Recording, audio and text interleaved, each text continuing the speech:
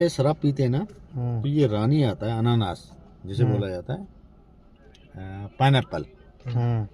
इसका स्लाइस कटा हुआ बड़ा लंबे लंबे, जैसे अभी ये छोटा है, मैंने खा चुका हूँ इसको, बहुत कम बचा है।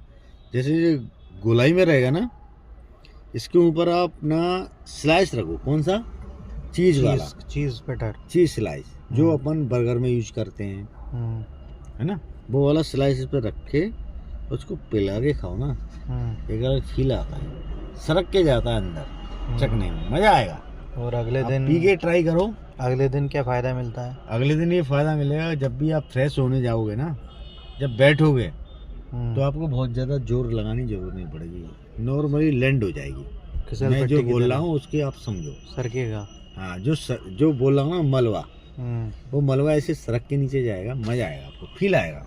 पेट खराब की दिक्कत नहीं आएगी, कतई दिक्कत नहीं आएगी, अगर अपने रानी से शराब पी। क्या बात है, बेहतरीन।